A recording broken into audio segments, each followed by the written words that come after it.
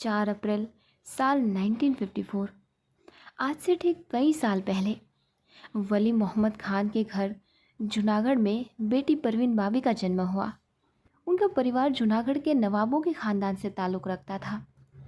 परवीन बाबी का जन्म उनके पेरेंट्स की शादी के 14 साल बाद हुआ था।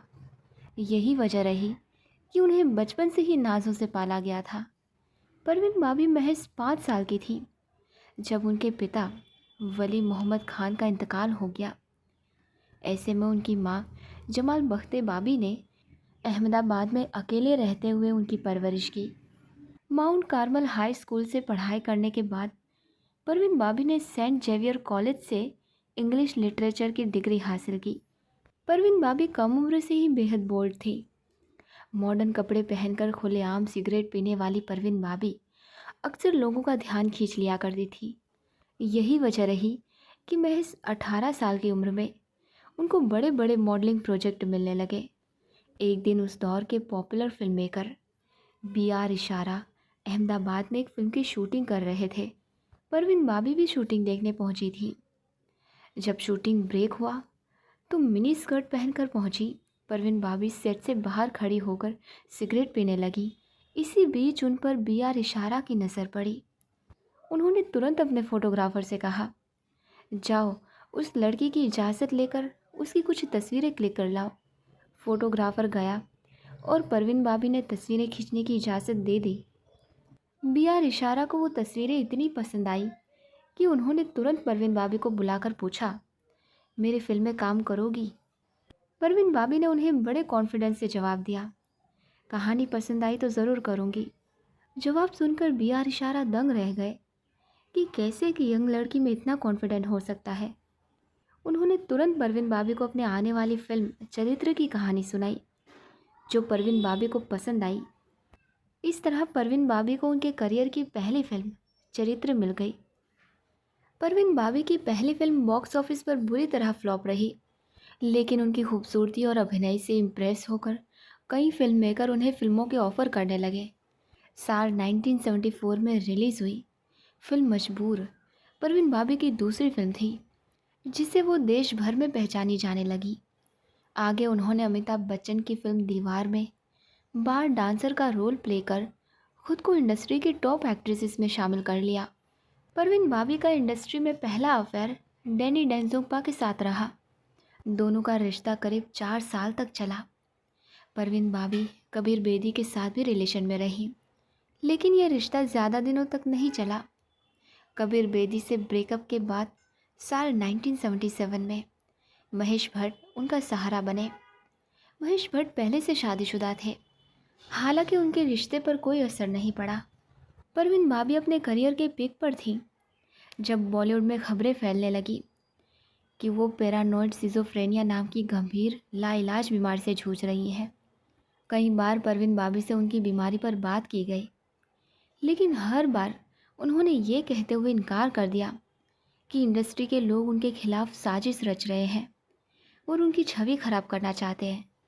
परवीन बाबी ने कभी कबूल नहीं किया कि उन्हें पैरानॉइड सिजोफ्रेनिया है, हालांकि उनके अजीबोगरीब बयान और बदला हुआ बर्ताव सब कुछ साफ कर रहा था। परवीन बाबी की बीमारी के गवाह महेश भट्ट थे, जो उनके साथ रिलेशनशिप में थे। उनकी मौत के बाद महेश भट्ट ने फिल्म फेयर मैगजीन को दिए एक इंटरव्यू में अपने रिश्ते और कुछ अजीबोगरीब घटनाओं का जिक्र किया था। दोस्तों, उन्होंने अपने इंटरव्यू में बताया था कि हमारा रिश्ता साल 1977 में शुरू हुआ था, जब परवीन बाबी अमर अकबर एंथनी और काला पत्थर की शूटिंग कर रही थी। हम साथ रहने लगे थे, लेकिन एक दिन अचानक बुरी कहानी शुरू हो गई। महेश भट्ट कहते हैं, साल 1979 की एक शाम में उनके घर पहुंचा तो देखा कि उनकी बुज़ुर्ग माँ जमाल बाबी कॉरिडोर में सहमी हुई खड़ी हैं। उन्होंने फुसफुसाकर कहा, देखो परवीन को क्या हुआ। मैं अंदर गया तो देखा कि ड्रेसिंग टेबल पर लाइन से परफ्यूम की बोतलें रखी हुई हैं और परवीन बाबी फिल्म कॉस्ट्यूम में पलंग और दीवार के बीच दुबकी बैठी हैं। वो काँप रही थी और उनके हाथ में एक चाकू था।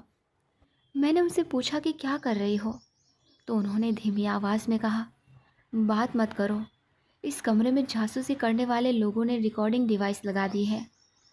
वो मुझे मारने की कोशिश कर रहे हैं, मुझ पर झूमर गिराने की कोशिश कर रहे हैं। महेश भट्ट कहते हैं, मैं कुछ समझ नहीं पाया और कुछ देर में परवीन भाभी मेरा हाथ पकड़कर बाहर ले आई। उनकी माँ निराशा के साथ मुझे देख रही थी। उनकी आंखें बता रही थी कि ऐसा पहली बार नहीं हुआ है। परवीन भाभी की हालत देख महेश भट्ट समझ चुके थे कि उनकी हालत बिगड़ती जा रही है और उन्हें इलाज की सख्त ज़रूरत है। महेश भट्ट परवीन भाभी को लेकर कई नामी डॉक्टर्स के पास गए। पहले तो परवीन भाभी को मेडिसिन से ट्रीट करने की कोशिश की गई, लेकिन उससे बात नहीं बनी तो डॉक्टर्स ने उन्हें शॉक थेरेपी देने को कहा, लेकिन महेश भट्ट ने इससे इनकार कर दिया। फिल्म फेयर को दिए इंटरव्यू में महेश भट्ट ने किस्से का जिक्र करते हुए बताया था कि परवीन भाभी अपने आसपास की हर चीज़ पर शक करती थी। एक दिन उन्होंने महेश भट्ट से कहा था कि उनके कमरे में लगे एयर कंडीशनर में एक चिप लगाई गई है। परवीन भाभी का वहम दूर करने के लिए महेश भट्ट ने पूरा एयर कंडीशनर खुलवा कर दिखाया, लेकिन वो फिर भी नहीं मानी। इसी इंटरव्यू में उन्होंने बताया था, एक दिन हम मेरे दोस्त यूजी कृष्णमूर्ति से मिलकर लौट रहे थे, जो एक फिलोसोफर भी हैं। परवीन भाभी ने रास्ते में ही चिल्लाना शुरू कर दिया। कहने लगी, ये कार में बॉम्ब है और मुझे बॉम्ब का अलार्म सुनाई दे रहा है। ये कहते ही वो चलती कार से उतरने की कोशिश करने लगी। रास्ते में लोगों को लग रहा था कि परवीन भाभी और मेरी लड़ाई हो रही है। तमाशा बनने लगा तो मैंने उन्हें टैक्सी से घर पहुंचाया था। महेश भट्ट को उनके डॉक्टर ने सलाह दी थी कि जब तक परवीन भाभी की हालत नहीं सुधरती उन्हें फिल्मी दुनिया से दूर रखा जाना चाहिए। महेश भट्ट ने डॉक्टर की बात मान ली और साल 1979 में वो खुद भी परवीन भाभी के साथ मुंबई छोड़कर बेंगलोर शिफ्ट हो गए। जब बेंगलोर जाने के बाद भी परवीन भाभी की हालत में सुधार नहीं आया तो डॉक्टर्स ने महेश भट्ट को उनसे दूर रहने की सलाह दी। महेश भट्ट ने वही किया और वो परवीन भाभी को छोड़कर मुंबई लौट आए। वो मुंबई में रहकर ही डॉक्टर से संपर्क कर परवीन भाभी की मदद करते रहे। एक दिन परवीन भाभी ने डॉक्टरों से कहा कि वो वापस मुंबई लौटकर फिल्मों में काम करना चाहती हैं, लेकिन डॉक्टरों ने उन्हें ऐसा करने से मना कर दिया। कई दिनों तक अलग रहने के बाद एक दिन महेश भट्ट परवीन भाभी से मिलने बेंगलोर आए थे दोस्तों। परवीन भाभी ने मिलते ही उन्हें एहसास दिला दिया कि वो अपना इलाज नहीं करवाना चाहती। इस बात के लिए महेश भट्ट को कन्विंस करने के लिए वो उन्हें सेड्यूस करने लगी और कहा, या तो मैं या डॉक्टर। महेश भट्ट समझ गए और उन्हें छोड़कर निकल गए। ये बात परवीन भाभी से बर्दाश्त नहीं हुई और वो कम कपड़ों में ही उनके पीछे दौड़ पड़ी। आखिरकार साल 1980 में महेश भट्ट ने परवीन भाभी से सारे रिश्ते ख़त्म कर लिए। इस अलगाव के बाद परवीन भाभी ने इलाज कराना बंद कर दिया और मुंबई आकर फिर फिल्मों में काम करने लगी। साल 1988 में परवीन भाभी को अमिताभ बच्चन के साथ फिल्म शान में कास्ट किया गया था। एक दिन फिल्म का टाइटल सॉन्ग शूट हो रहा था कि तभी परवीन भाभी ने शोर मचाते हुए शूटिंग रुकवा दी। उन्होंने कहा कि सेट पर उनकी हत्या की साजिश रचाई गई थी। उन्होंने को स्टार अमिताभ बच्चन पर आरोप लगाते हुए कहा कि वो उनकी जान लेने की कोशिश कर रहे हैं और उन पर झूमर गिरवाने वाले हैं। परवीन भाभी के संगीन आरोप सुनकर हर कोई हैरान था, लेकिन उनकी मानसिक स्थिति किसी से छिपी नहीं थी। शूटिंग रुक गई और परवीन भाभी घर चली गई। परवीन भाभी जुहू स्थित फ्लैट में अकेले रहा करती थी दोस्तों। वो लोगों से सिर्फ कॉल के ज़रिए संपर्क करती थी। जब भी उनके पास कॉल आते थे तो वो कहती थी उनका कॉल सर्वे लाइन पर है, जबकि परवीन भाभी खुद सारे कॉल रिकॉर्ड करती थी।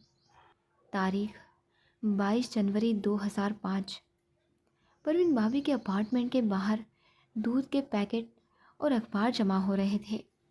वो आमतौर पर रोज़ाना अखबार और दूध समय पर उठा लिया करती थी, लेकिन उस दिन पड़ोसियों ने गौर किया कि परवीन भाभी कई दिनों से घर से बाहर नहीं निकली हैं। जब पड़ोसियों ने पास जाकर जानने की कोशिश की तो फ्लैट से सड़ने की बू आ रही थी। वो दुर्गंध इतनी तेज़ थी दोस्तों कि कोई दरवाजे के पास सांस नहीं ले पा रहा था। पड़ोसियों ने तुरंत पुलिस को खबर दी और जब पुलिस ने दरवाज़ा तोड़ा तो मंजर दिल दहला देने वाला था। दरअसल दोस्तों परवीन भाभी की लाश बिस्तर पर पड़ी थी लेकिन पहचानने लायक नहीं थी। कमरा पूरी तरह बेतरतीब था और बिस्तर के पास एक व्हील चेयर पड़ी थी। परवीन भाभी की मौत उनकी लाश मिलने के 72 घंटे पहले ही हो चुकी थी, जिससे उनका पूरा शरीर सड़ चुका था दोस्तों। खबर मिलते ही बिल्डिंग के नीचे मीडिया जमा हो गई। वहाँ कोई रिश्तेदार नहीं था जो इनकी बॉडी को क्लेम करे। पोस्टमार्टम रिपोर्ट से साफ बताया गया था दोस्तों कि परवीन भाभी की मौत मल्टीपल आर्गन फेलियर से हुई थी। उनके पेट में अन्न का एक कतरा भी नहीं मिला, लेकिन शराब के स्ट्रेसेस ज़रूर मिले थे। परवीन भाभी के शरीर में सबसे ज़्यादा सड़न उनके पैर में थी। पैर की उंगलियां काली पड़ चुकी थीं।